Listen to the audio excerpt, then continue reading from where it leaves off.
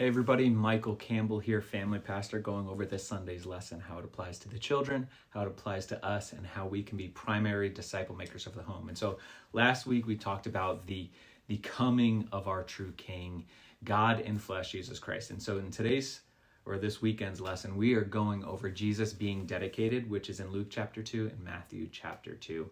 And as the narrative of Jesus's early days on earth unfolded, several unique people are introduced to teach us lessons about our own journey. And we find the wise men who sought Jesus with persistence, Herod, whose power was threatened by this newborn king, and others such as Simeon and Anna, both demonstrated a remarkable devotion to the Lord. And in Luke chapter 2 specifically, Simeon and Anna are described as people who would be deeply committed, faithful, and devout followers of God. And as devout followers of God, Simeon is described as one who is old in years, near death, and still desperately waiting for the Messiah to come.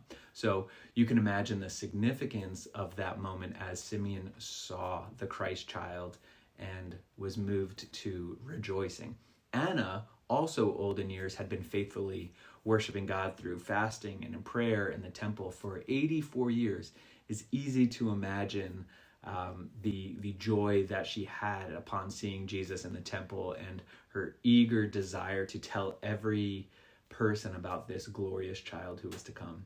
And so both Simeon and Anna came upon the incredible blessing of seeing, celebrating, and worshiping Jesus because of their faithfulness to the Lord. Both were in the place that the Lord wanted them to be, faithful to God over the years and daily looking for the Lord in everything they did. So imagine in your daily decisions, like if they were influenced by similar factors, like you were deeply committed to being in the places that God wanted you to be, you were seeking to be faithful over the decades, and in everything that we did, you were pursuing what the Lord might have for you.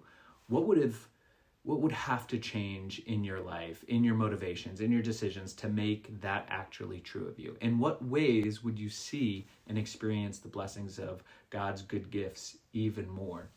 Faithfulness like that of Simeon and Anna doesn't earn any additional degree of salvation before God, but it can produce more opportunities to see the work of God in your life, even if it's only because that you're more attuned, right? Like what a blessing that would be for each of us as well. So hopefully this can be an encouragement to you. It's one of the lessons that we're going to go over this weekend with our children. And so you'll notice some memory verses, discussion points, topics on the rest of the thread. But till next week, God bless and take care.